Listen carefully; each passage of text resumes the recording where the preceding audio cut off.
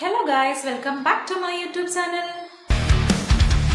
Soft voice, strong show, infinite spark. Welcome to Midnight.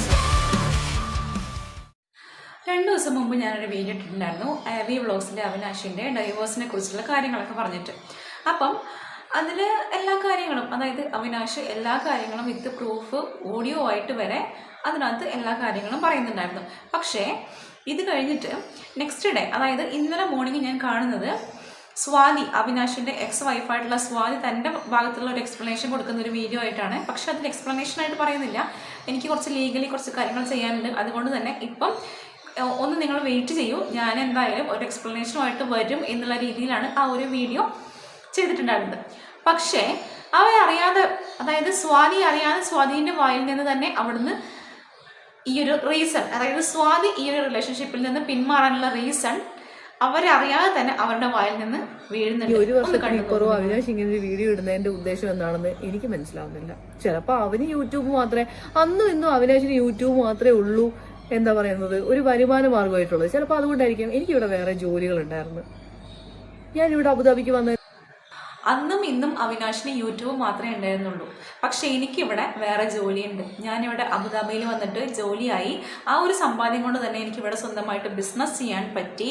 അപ്പം അതിലൂടെ എനിക്ക് നല്ല വരുമാനം കിട്ടാൻ തുടങ്ങി. അതുകൊണ്ട് തന്നെയാണ് ഈ ഒരു തുച്ഛമായിട്ടുള്ള വരുമാനം, അതായത് യൂട്യൂബ് ഇൻകം മാത്രം ലഭിക്കുന്ന അവിനാഷിനെ എനിക്ക് വേണ്ട. ഇതാണ് യഥാർത്ഥ റീസൺ. അത് ഈ ഒരു സ്വാതി എന്ന് പറയുന്ന എക്സ് വൈഫ് അറിയാതെ തന്നെ വായിൽ നിന്ന് വീണിട്ടുണ്ട്.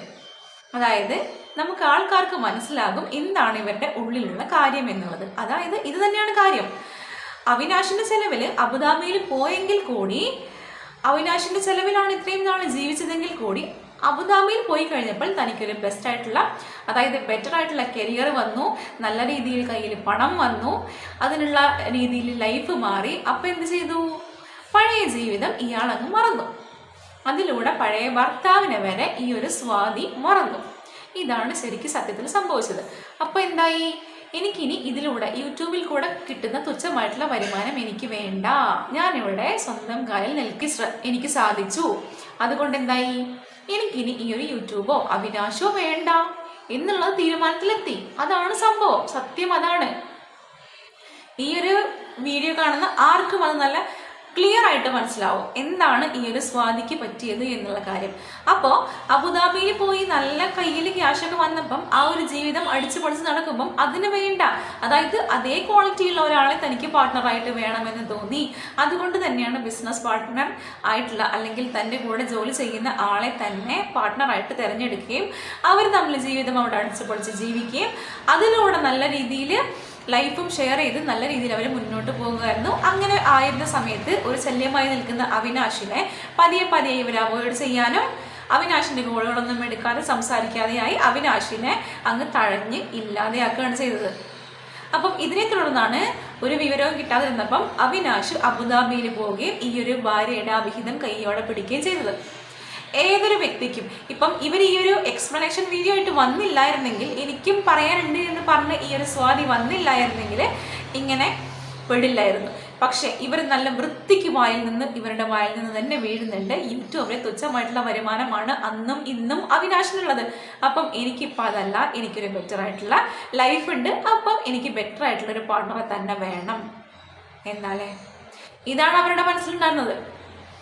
ഇതിനാണ് ശരിക്കും പറയാ ചീറ്റിങ്, പക്ക ചീറ്റിങ്. അതായത് വന്ന വഴി ഇയാളങ്ങ് മറന്നുപോയി. ഈ സ്വാതി താൻ വന്ന വഴി അങ്ങ് മറന്നുപോയി. താൻ ഇത്രയും നാള് താൻ ഇന്നത്തെ കോലത്തിലായത് എങ്ങനെയാണ്? ഇത്രയും നാൾ താൻ ആരുടെ ചെലവിലാണ് ജീവിച്ചിരുന്നത്? ഈ അബുദാബിയിൽ വരുന്നത് വരെ താൻ ആരുടെ സംരക്ഷണയിലാണ് സംരക്ഷിച്ചിരുന്നത്? താൻ ആരുടെ ഭാര്യയായിരുന്നു എന്നുള്ള കാര്യം പോലും ഈ ഒരു വ്യക്തി മറന്നു. എന്താലേ, പൈസ വന്നപ്പം എല്ലാ കാര്യങ്ങളും മറന്നു, പഴയതൊക്കെ മറന്നു. അത്ര മാത്രമേ ഉള്ളൂ ഇതിനകത്ത്. ഇനിയിപ്പോൾ നിങ്ങൾ എന്തൊക്കെ പ്രൂഫ് കൊണ്ടുവന്ന് നിരത്തിയാലും അതൊന്നും ആരും വിശ്വസിക്കാൻ പോണില്ല. കാരണം അവിനാഷ് അവിടെ പോയിട്ട് എന്താണ് നടന്നത് എന്നുള്ളത് നല്ല കൃത്യമായിട്ട് എല്ലാ പ്രൂഫോട് കൂടി പുറത്തു വിട്ടിട്ടുണ്ട്. അതുമല്ല, അവിനാഷിൻ്റെ ഫ്രണ്ട്സിൻ്റെ കൂടെ ഇനി എനിക്കിവിടെ നിങ്ങൾ മാത്രമേ ഉള്ളൂ, വേറെ ആരും ഇവിടെ വരാൻ എനിക്കിവിടെ ആരുമില്ല. എനിക്കൊരു വലിയ ലഗേജ് കൊണ്ട് ഞാനിവിടെ വന്നത്, ഇവിടെ താമസിക്കാനായിരുന്നു. പക്ഷെ അത് ഇനി പറ്റിയില്ല, എൻ്റെ ലൈഫൊക്കെ ഇവിടെ പോയി എന്നുള്ള രീതിയിൽ ഒരു വീഡിയോ, ഫ്രണ്ട്സിൻ്റെ കൂടെയുള്ള വീഡിയോയും നമ്മൾ കണ്ടിട്ടുണ്ടായിരുന്നു. അപ്പം ഇതാണ് പെണ്ണ്, ഇത്രയേ ഉള്ളൂ. ഒരു റിലേഷൻഷിപ്പിലൊക്കെ നമുക്ക് ആരെയും കുറ്റം പറയാൻ പറ്റില്ല. ഓരോരുത്തർക്ക് ഓരോരോ കാഴ്ചപ്പാടായിരിക്കും. ഈ ഒരു സ്വാതിക്ക് ഇവിടെ വേണ്ടിയിരുന്നത് പണമായിരുന്നു. പണത്തിൻ്റെ പവർ വന്നപ്പം ആള്, അതായത് കൃത്യമായിട്ട് വരുമാനമില്ലാതെ ഭർത്താവിനെ വരെ ഉപേക്ഷിച്ചു. അതാണ് ഉണ്ടായത്. അപ്പം എനിക്ക് ഈ ഒരു വീഡിയോ, അതായത് ഈ ഒരു സ്വാതിയുടെ എക്സ്പ്ലനേഷൻ വീഡിയോ കണ്ടപ്പം എനിക്കിതാണ് മനസ്സിലായത്. നിങ്ങൾക്ക് എന്താണ് തോന്നിയിട്ടുള്ളത് എന്നുള്ളത് ഒന്ന് കമൻ്റായിട്ട് രേഖപ്പെടുത്തിക്കൊള്ളുക. അപ്പം എൻ്റെ പുതിയ വീഡിയോസൊക്കെ വരുമ്പം കിട്ടാനായിട്ട്, നിങ്ങൾക്ക് നോട്ടിഫിക്കേഷൻ വരാനായിട്ട് എൻ്റെ ചാനലൊന്ന് സബ്സ്ക്രൈബ് ചെയ്യുക, സപ്പോർട്ട് ചെയ്യുക. അപ്പം എന്തായാലും ഞാൻ പുതിയൊരു വീഡിയോ ഇട്ട് വരുന്നതായിരിക്കും. ബൈ.